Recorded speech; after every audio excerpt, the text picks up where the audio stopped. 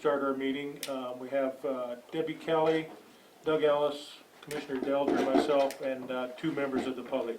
All right, perfect. Well, we'll get started. My name is Angela. I'm with Denny Downing Associates. We conducted the fiscal year 2019 audit. This is not an audit for fraud. This was not a federal audit if the county did not expend more than $750,000. We conducted the audit under the generally accepted auditing standards, which is designed to provide reasonable, not absolute, assurances with the financial statements. I wanted to thank Debbie for all of her hard work this year, as well as Doug, getting us everything over the phone and kind of coordinating it that way. I know it's been kind of a rough year for the audit for everyone involved, but I did want to give a special thanks to those guys for helping out with everything. I guess we'll jump right into, do you guys have a copy of the draft audit report? Yes, we do. Okay, so, and I'm sure Debbie told you we added a finding, but we'll get to that, and I'll kind of go through that with you. So if you turn to page 69 of the audit report. Did you say 59 or 69? 69. 69, okay.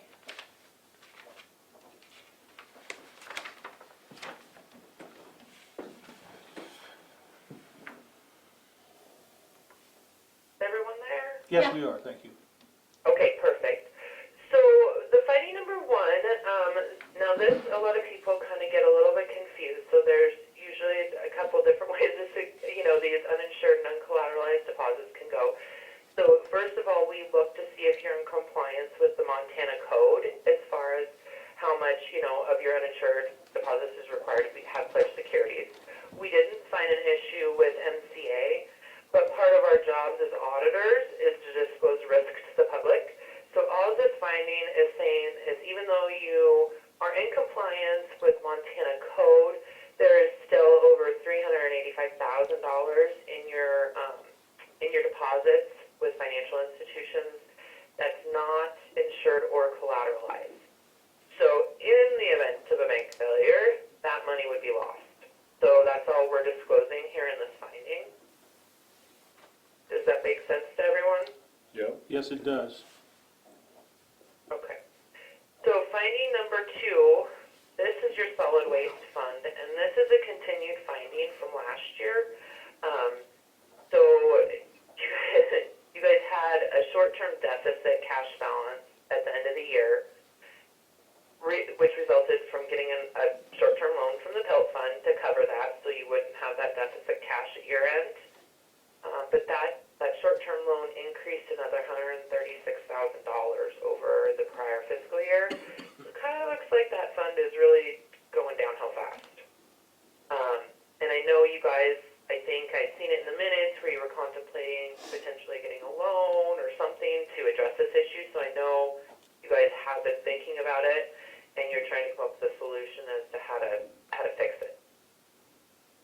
Is that correct? Yes, we do. Okay. Those were the only 2 as far as significant deficiencies and material weaknesses. We had the other ones are more of compliance in nature. So the first one we had, that's on page 70, we had your permissive health levy. You guys had a finding last year and it got a little worse this year. So when we did that recalculation, we calculated that you over levied 8.25 mils, which is roughly around $132,000. And I believe Debbie and I did speak on that, and she does have a spreadsheet that'll make it really easy for you guys to do that calculation when you go to do it, and make sure that, you take into account the correct employees and, not include the ones that go to proprietary funds and things like that. So I think that hopefully will be fixed. And then Debbie and I also spoke about this one. So you guys did go over your budget and your public safety fund and your search and rescue fund by $15,000 and $5,000. And so what I think happened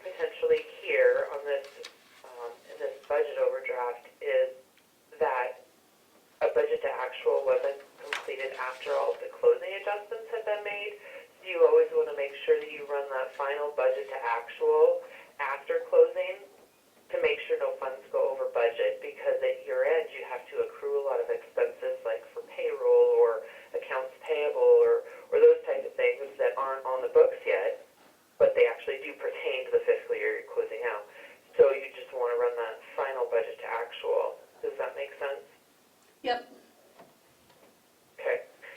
So the last finding that we are adding, and you'll see it when you get your final draft, and I spoke to Debbie about it, as has Bob.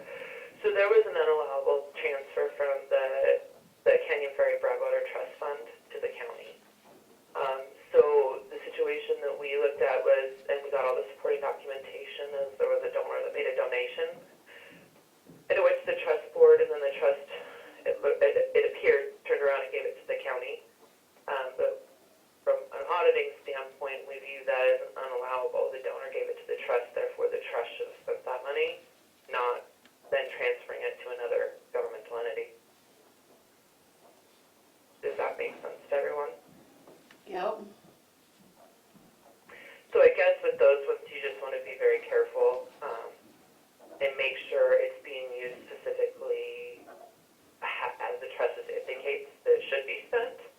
I mean, we've seen another one where it went to the county, but it was specific to a project that was going on. And so that one we weren't as concerned with as this one where it was just coming in from the donor and then going directly to the county. Okay. Does anyone have any questions for me so far? I don't. Nope. No questions? You guys are being way too easy. We're busy writing. We can't try to keep up. So those are the findings we had. Just a couple other, or actually just one other thing that we kind of noted when we were going through. So there is some outstanding checks that are over a year old. It's not big in dollar amount, but there are some that go back as 2003.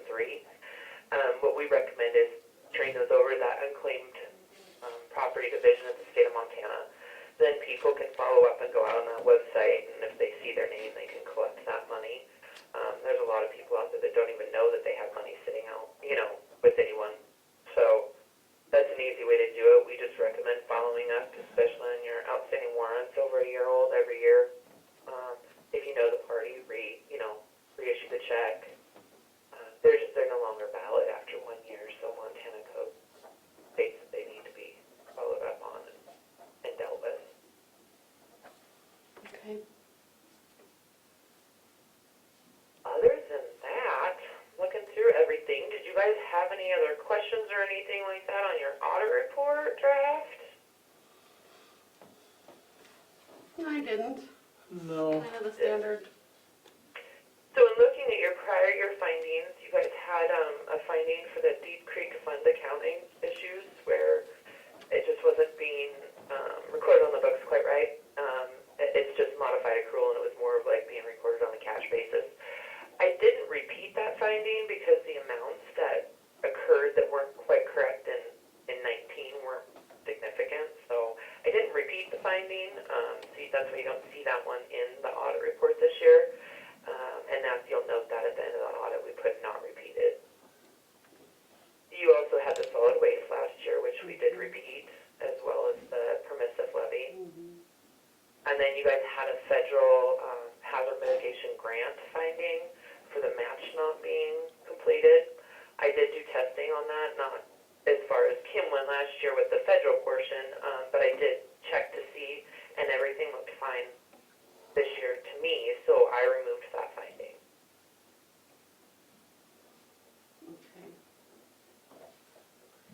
Yeah, that was a messy grant. 2 years. So which one? The hazard mitigation part. Oh, yeah, yeah. That one. Okay. From day one. Yeah.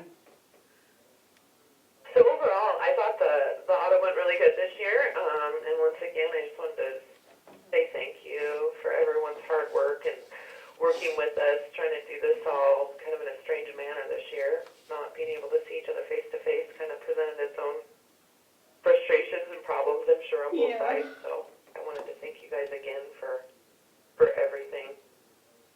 Appreciate your help. Definitely. And I guess if anything pops up and you guys have any further questions for me, you can definitely give me a call. Okay.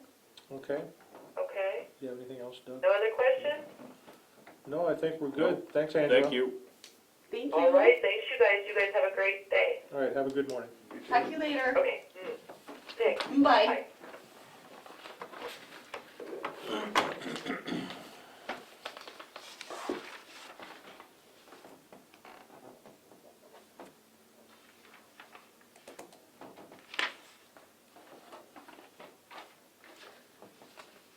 So on those checks, Doug, how do we do that? You just have to send this list to the state with all the names and people? The checks that people haven't cashed. There's a government website that puts names out there for people that have money that are, So do we just send that if list? they have come in, I think if To we them? contact them, we can Okay, okay. give them a list. But there's Are those no- mostly warrants, is that what she said? Yeah, they're mostly warrants, and from what we can find, they're either 4-H kids who never did anything with their checks, they didn't turn back in, didn't cash them, or jury checks, where jurors got money and then just, "Well, I'm not gonna do anything with it, never cash them. I mean, there's a few others out there Yeah, I know. within we the closed last that. year that haven't been cashed, but 90% of them were just little piddly checks for the 4-H and jurors that, instead of turning it back in and donating it back, they just, I don't know what Yeah. they did. Yeah, Maybe the goat ate it, I don't know. yeah. Yeah, I can check on that. I know we used to post that website up on the bulletin board. Mhm. I think we still do. Okay, Or not the website, but the list the of list, okay. people that did, yeah. So if they it's wanna got check, they everything can. on there from Montana Power to, Yeah, and I know a couple of them were Thanks. lost because, like, one of them was to 4-H, they just, instead of doing an indemnity, they just reissued the check. Well, I don't know why they did that, or why we did that. So there's a couple other out there. yeah. Okay. I know Michelle and I've talked about that. And 2-3 that's back before my time even. Before I even started. They've been out there a while. Yeah, gee whiz. Wait, Well, and there might be some from conversion too, is why. That never, and I don't know, some of these people I don't even think live here anymore. At Or how to get at hold of what them. point do you know what I'm saying? Oh, Do but I you- don't- how do you account for that? Except they'd have to come in and say, I need a check. Well, then we have to make pay through the indemnity affidavit process. Verify if they find it, it's flagged as non-cashable, but how many people are gonna do that for $10? Yeah, I mean, I guess there must be some statute or some process that out there that after 10 years, or I don't know what it is, that we don't carry that anymore, you know, we just. yeah. There's been an email among the treasurers about that the last couple weeks, and, most of them, I think, carry them out about 5 years. 5 and years, then yeah. And then they Just, okay, pull them off the books, but if someone were to come in with one of those warrants and cash it, then sure, they still sure. make good on it. If the bank doesn't But- notice it, that is, but if the bank is Yeah. doing their job, they won't let those older ones go through. Mhm. I'll call Paulette and see if I can get to, Yeah, see what Paul does, see what their, yeah.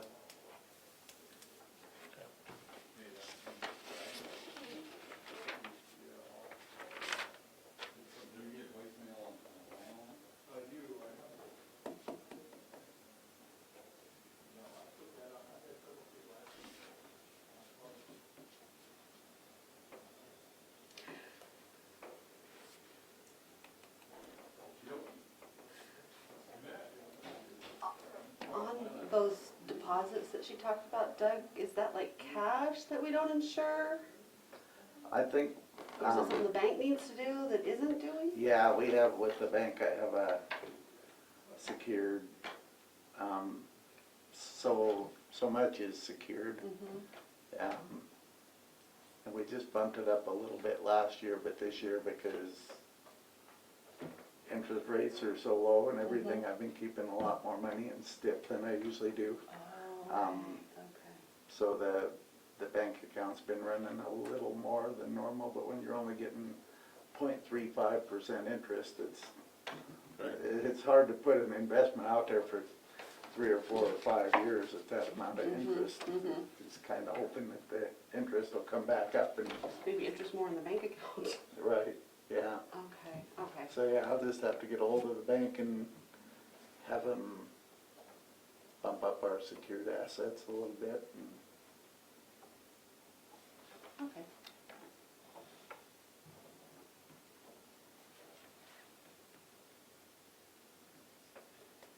So that'll be the answer, the response on that.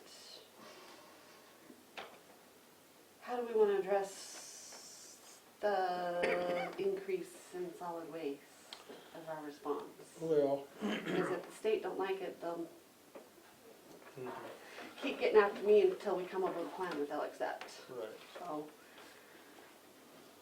Well, I mean, I guess we've talked with, we talked with the state, we've talked with Corey, we've talked with Doug on this loan proposal that we have. I think that's probably the way to go. okay, so just make note that they're gonna loan it. Have we decided on the amount of interest? We talked about 3%. 3%, okay. I think that's a fair rate. It's much more than we could if we took that money and invested it at 0.3%, right? Right. So in my mind, I think that's the right way to take care of that. And that'll be on the outstanding balance after we get all our revenues for the year. Right. Okay. Yeah. Okay, I'll make sure I put that, so I need to make sure I note in our response. And I know of what she's talking about there, that increase is due to several different factors. Yeah. Um, Well, the biggest thing is the revenues that we, at the time, that have not come in yet. Right, they haven't come in yet. Yeah, So that number actually is, it's gonna be lower, it's gonna be quite a bit lower than what it is. It's a little deceiving at the moment. yes. So that number the real number will be quite a bit different. So I want to make sure we put outstanding balance after we close. After we and close get out. those end of the year revenues. Yeah. Okay,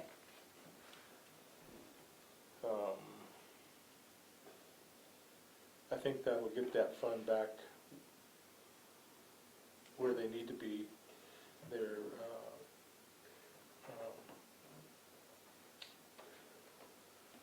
they have the ability to pay it, let's put it that way. yeah. You know what I'm saying, now that they've had Well, this last year was a learning year. Now we Right. see what's working and what's not, so they're gonna modify and move forward. right, there's actually, the reality is the plan is working pretty well. I mean, it really is. So,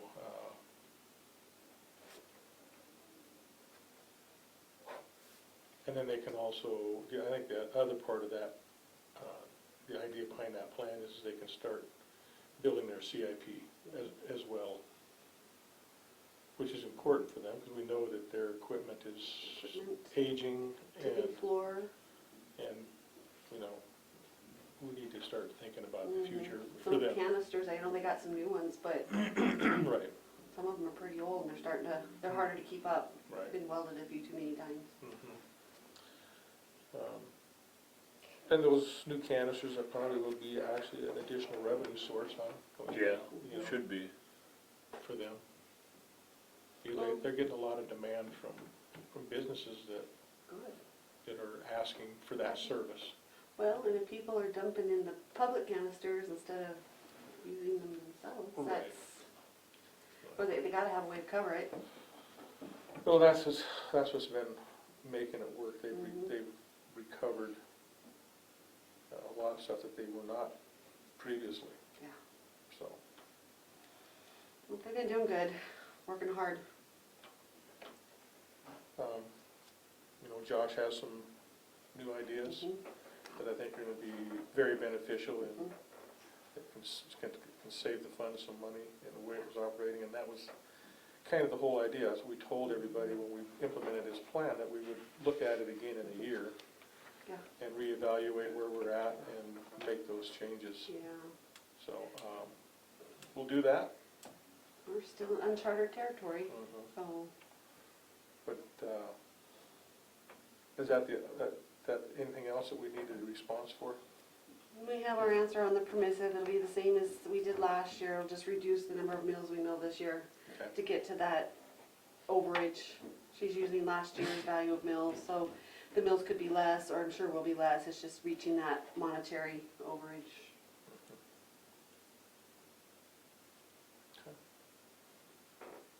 Well, I think overall we did pretty darn good. Mm-hmm. I mean, I really do. I expected more. Yeah. This has been a really crazy year, and these are easy to fix. And we're taking a little more time. Okay. Will Yeah. help. Well, I don't think anybody gets a perfect audit that I know of. And if they do, I think there's either wrong with the auditors, or what are those people doing that they're so good? Because we all make mistakes. Yeah. I mean, even they've been, if we didn't agree, that's where we'd say, I don't agree with this, what about that? And they've been known to, oh yeah, I didn't think about that, so, Well, I think everything that they presented though was yeah, justified, so. it was. um, And I knew about two, kind of expected two of them because they didn't change from last year, so. Right.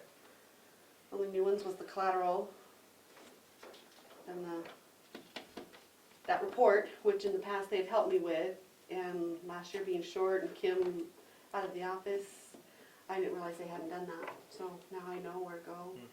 I can make sure after those closing entries are done that doesn't happen, because I pulled the reports and plain as day, there they are. Okay. All right, perfect.